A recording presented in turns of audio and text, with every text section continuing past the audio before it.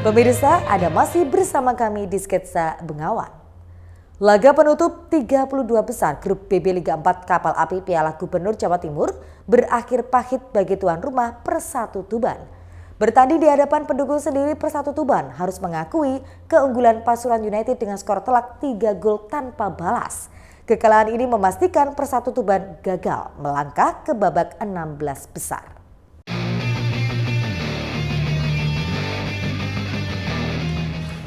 Pertandingan penentuan 16 besar pertemukan Persatu Tuban melawan Pasuruan United. Laga digelar di Stadion Tuban Sport Center pada Jumat sore. Sejak awal pertandingan, Pasuruan United langsung tampil menekan.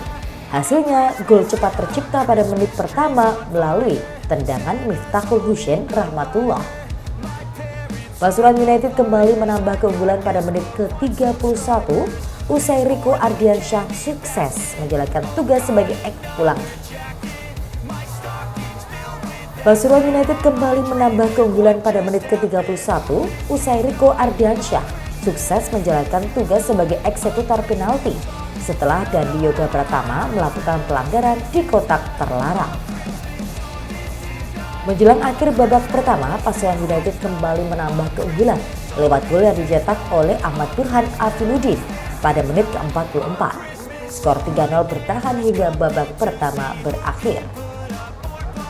Memasuki babak kedua, pertandingan berlangsung semakin sengit. Pasuruan United kembali harus bermain dengan 10 pemain setelah Dila Maulana mendapatkan kartu merah pada menit ke-61 usai melanggar Agil Ramdhani. Unggul jumlah pemain, Persatu Tuban terus melancarkan serangan. Pada menit ke-91, Persatu Tuban mendapatkan hadiah penalti dari Egy Apriansyah yang dilanggar Juan Evan Maulana tepat di kotak terlarang. Namun tendangan dari Rio Ferdinand berhasil digagalkan kiper Pasuruan United Aprilius Amanah Bentriska. Hingga peluit panjang dibunyikan, skor 3-0 untuk keunggulan Pasuruan United tidak berubah. Hasil ini memastikan Persatu Tuban gagal lolos ke babak 16 besar. Slamet Sampurno, kepala pelatih Persatu Tuban, menyampaikan gol cepat dari tim lawan berhasil membuat mental pemain Persatu Tuban terganggu. Kondisi ini diperparah dengan absennya sejumlah pemain kunci, sehingga strategi yang telah disiapkan tim pelatih tidak dapat berjalan maksimal. Minta maaf sebagai pelatih tidak bisa memenuhi ekspektasi dari Persatu Tuban dan telah gagal untuk lolos ke putaran kedua. Sebenarnya saya bertanggung jawab sebagai pelatih atas kegagalan ini.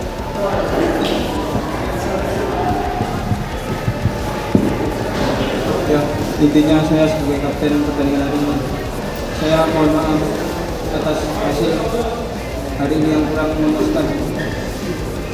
Saya mohon maaf kepada masyarakat Tuban. Terima kasih.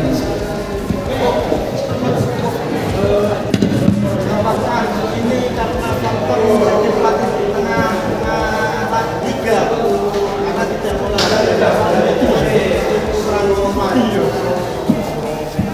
itu tidak menjadi alasan karena pasti tahu konsekuensinya ketika jadi pelatih pengganti di sini. Cuma memang dengan absennya beberapa pemain itu menjadi kesulitan tersendiri. Lalu kan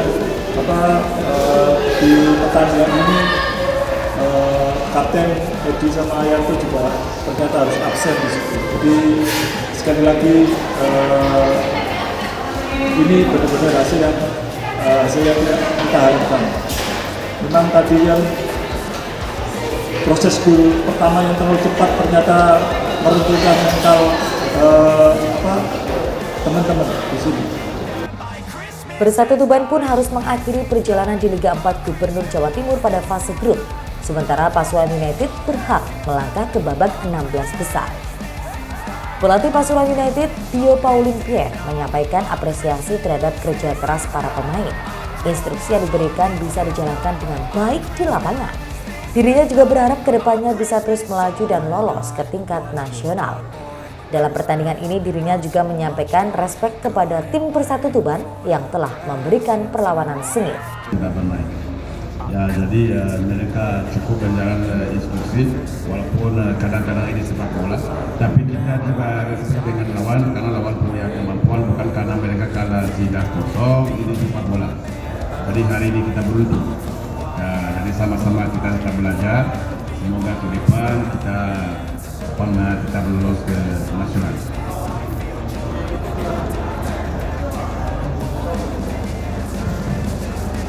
Iya, dari pemain, saya mewakili pemain ini berkat atas latihan tim dan sudah dari saya. Baik, mereka pertanyaan saya ada yang mungkin ditanyakan kepada pasukan United, monggo silakan.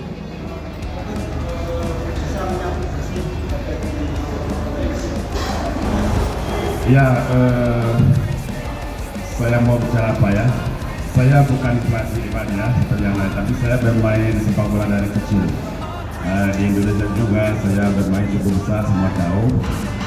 Jadi dengan apa yang saya belajar dari dulu sampai sekarang saya ke sana untuk mendapat lisensi.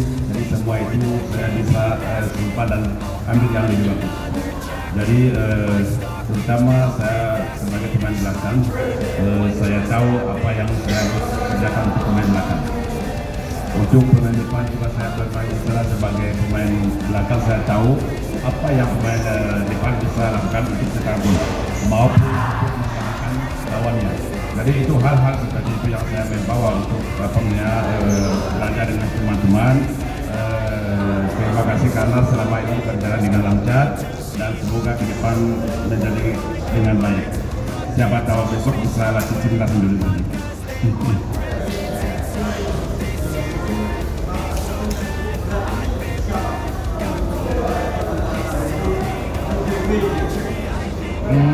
Kalau saya sebenarnya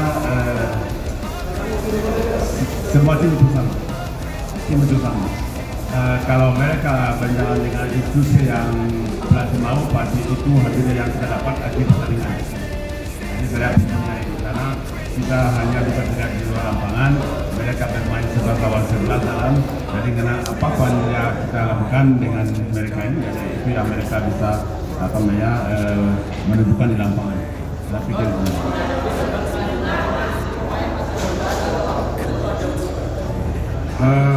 Untuk ke depan kita belum ada rencana untuk menambah pemain karena selama ini mereka cukup bagus ya, dari 6 besar sampai sekarang belum kebobolan, tapi kita banyak melakukan gol di sana. Jadi mereka cukup bagus, kita belum ada rencana untuk menambah pemain. Mungkin bisa tapi belum. Kekalahan ini memang meninggalkan kekecewaan bagi Persatu Tuban dan para pendukungnya. Namun perjuangan dan dukungan yang tak pernah padam menjadi modal penting untuk bangkit dan menatap musim berikutnya dengan harapan baru. Trioga Pranata, Ziki Muhammad, JTV, Tuban.